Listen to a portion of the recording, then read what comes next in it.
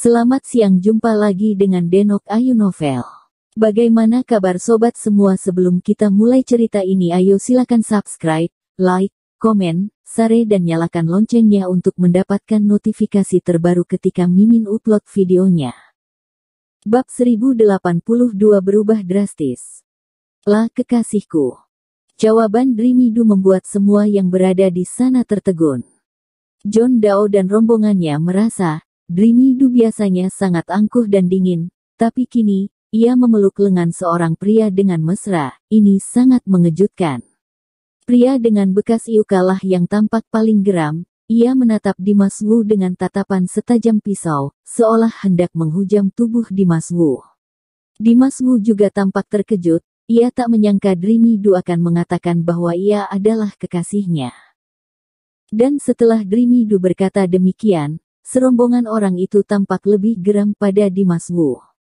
Dimas Wu menyadari, sepertinya hubungan Dreamy Do dengan orang-orang ini bukanlah hubungan atasan dan bawahan biasa, pasti ada sesuatu yang tak ia ketahui. Selama beberapa saat, mereka terdiam.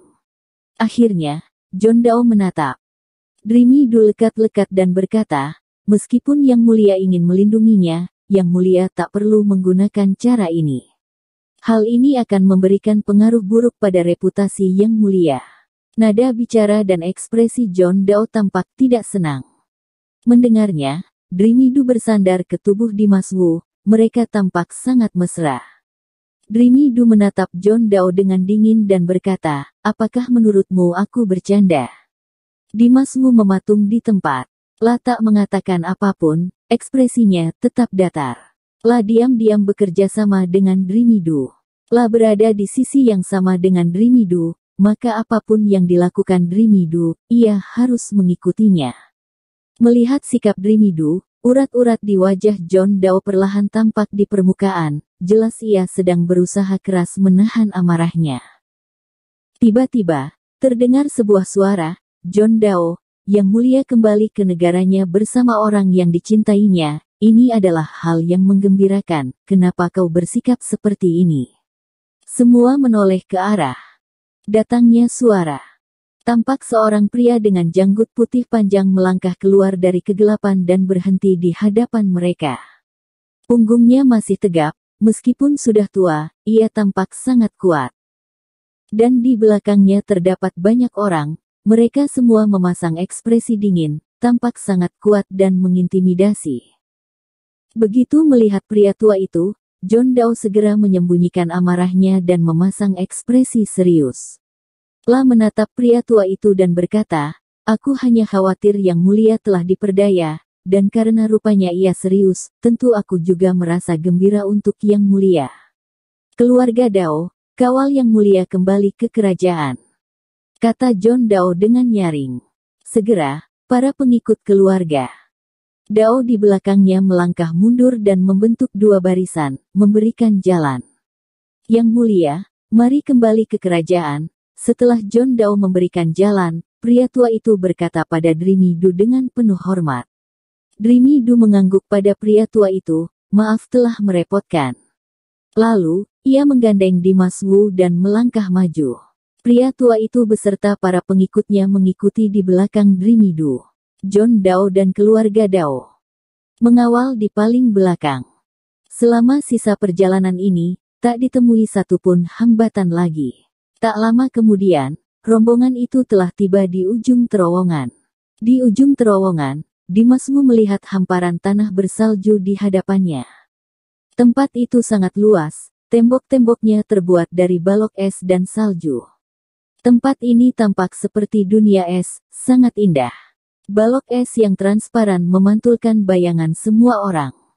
Dreamy Do menatap dunia bersalju di hadapannya dan mendesah, akhirnya aku pulang. Lalu ia melangkah memasuki dunia salju itu, langkahnya tampak sangat berat dan gontai, seolah terdapat beban ribuan ton di kakinya. Dimas Wu ikut melangkah masuk, tapi begitu melangkah menapaki dunia salju itu, ia mengerutkan kening.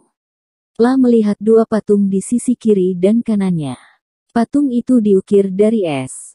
Mereka diam tak bergeming, tapi Dimas Wu merasa, Mereka adalah manusia asli, ia bahkan bisa merasakan dinginnya nafas mereka.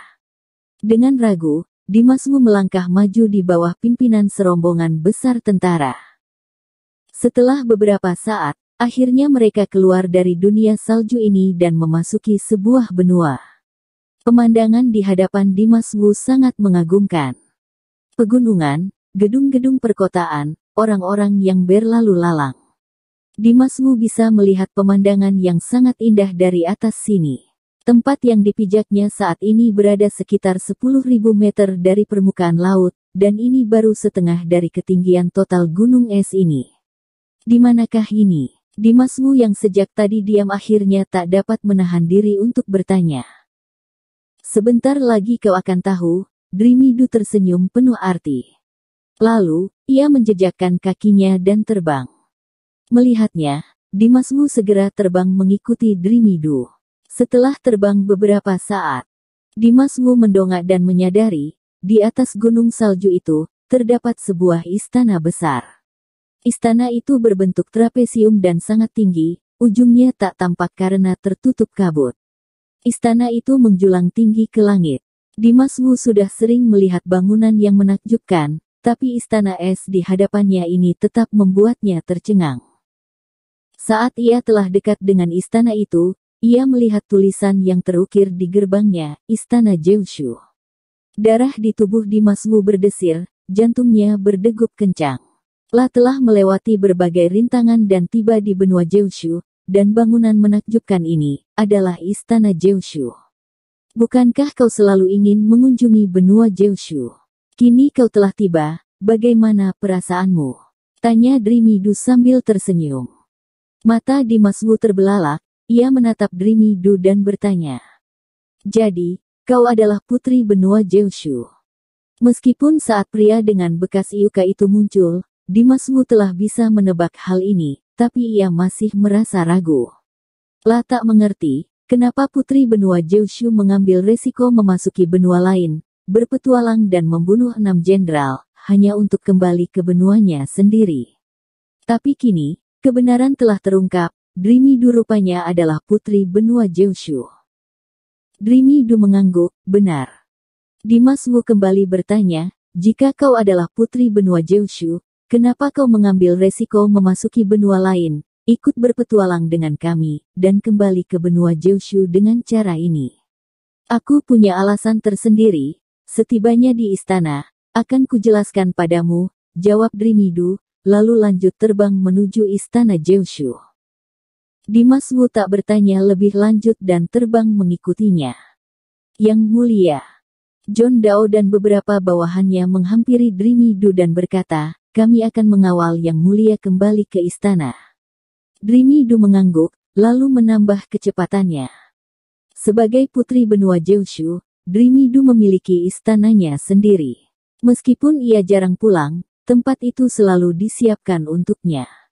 Di komplek istana berbentuk trapesium ini, pembagian tempat didasarkan pada tingkat kekuasaan. Istana di puncak tertinggi ditempati oleh orang-orang dengan tingkat kekuasaan tertinggi, dan istana Dreamy Du berada di barisan kedua teratas. Setiap istana memiliki keunikan tersendiri, tapi istana Dreamy Du bahkan lebih unik. Tempat ini sangat besar, mengagumkan, dan misterius. Sepertinya terdapat mantra rahasia di sekitar istana ini.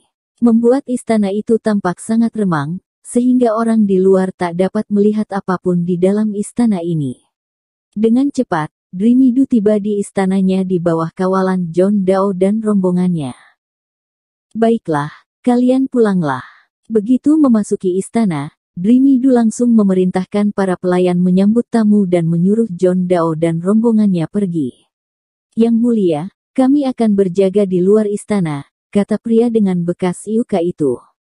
Tak bisa membiarkan Dreamy Du dan Dimas Wu hanya berduaan di dalam istana. Aku telah tiba di istanaku, takkan ada siapapun yang berani mengusikku. Aku tak ingin diganggu, maka tolong pergilah, Dreamy Du segera menolak. Pria dengan bekas iuka itu tampak tak rela dan hendak mengatakan sesuatu, tapi John Dao menghentikannya. Berkata pada Dreamy Du dengan penuh hormat, yang mulia beristirahatlah, aku akan melapor pada Paduka. Pamit dulu, Yang Mulia, pria tua.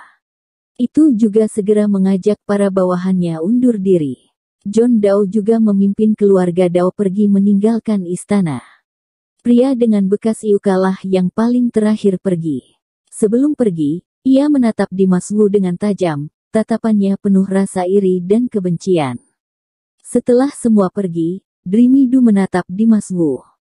Kekasihku, kau pasti punya banyak pertanyaan yang ingin kau tanyakan padaku. Tanya Dreamy Du sambil tersenyum manis, tak lagi tampak dingin seperti tadi. Senyumnya sangat indah, bagaikan ratusan bunga yang bermekaran, sangat mempesona.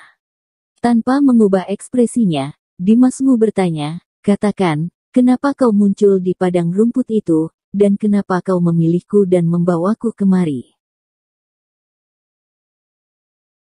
Bersambung. Terima kasih kepada kalian yang telah menonton video ini. Jangan lupa tekan tombol subscribe-nya dan nyalakan notifikasinya untuk mendapatkan video-video seru lainnya dari Denok Ayu Novel.